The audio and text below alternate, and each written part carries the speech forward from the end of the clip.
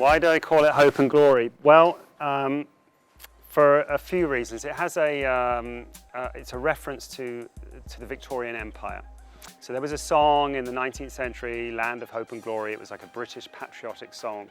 And the idea at that time was that Britain was hoping for this mighty empire that would run the world in a really successful way. But the glory, the realization of that hope, that dream, was a very negative impact for most of the world. Resources taken from countries, slavery, all this negative impact from what was actually a positive hope. So the reason we refer to that title, Hope and Glory, and that era of empire building is that we haven't really moved on from that. We're still trying to push this Western democratic empire view on humanity, and it doesn't seem to be the right way to go because the world's a mess, right? Too many people, too much consumption, greed, money, all these things. So Hope and Glory is supposed to talk about two things. One is the individual hope that we all have, this idealistic hope that we have for the world to be a better place. But the glory being the reality. The civilization is a mess, it's a disaster. Well, because circus was at its height in the 19th century and early 20th century, especially in America.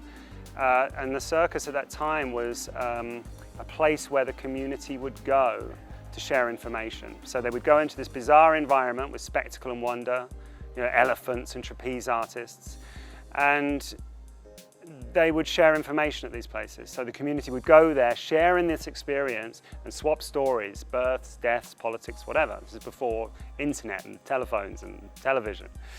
So that idea, the circus as a place of community really appealed to me for one. Because I feel that's missing a little bit in Hong Kong, that the idea of people going and sharing something that hasn't necessarily got some kind of commercial outcome, that's just a wonderful, spectacular thing. I thought that was lacking, and I thought it's something I could achieve. But also the circus for its colour and darkness. The fact that there is beauty and terror, just as there is in our lives. I wanted to comment on that, I suppose. That visual metaphor was a really powerful one for me and made a lot of sense when I was building the show. I decided to create something at such a large scale because I had the opportunity to, because the space came online, was suddenly available, and I made a proposal and they accepted it.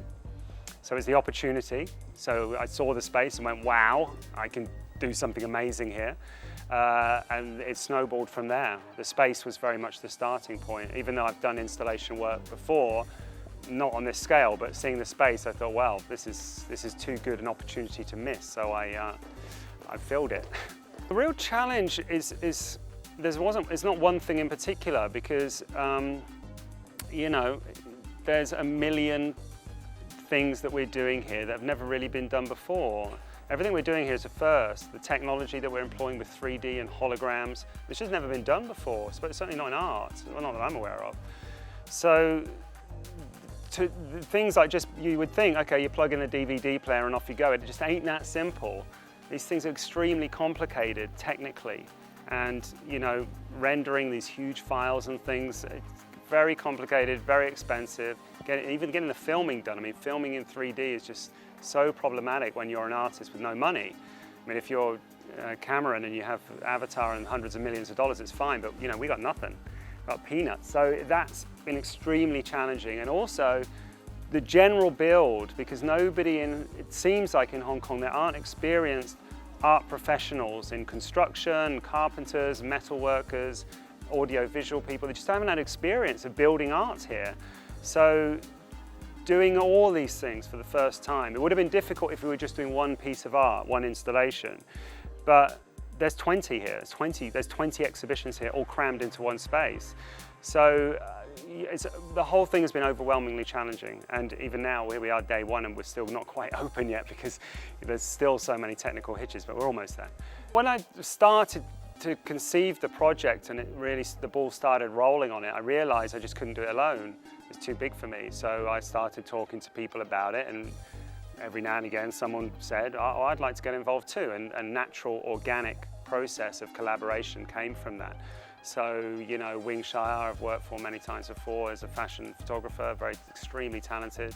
Stanley Wong, who did all the graphic design, and Douglas Young, and all these people just got very animated and excited about being involved in a big art project. So it happened very, very naturally, and there was no pushing involved. It's a really very positive experience.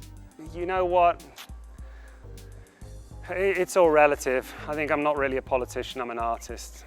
I mean, I'm not going to say too much negative, because ultimately I'm a Hong Kong artist right now, and I'm having a great time. I'm making the art that I want to make in an amazing space with government funding, or well, a bit of government funding. It doesn't seem like a desert to me. It sounds like it's on the verge of blossoming. So I'd say it's approaching a cultural springtime. We're not quite there yet, but it's looking good for the future.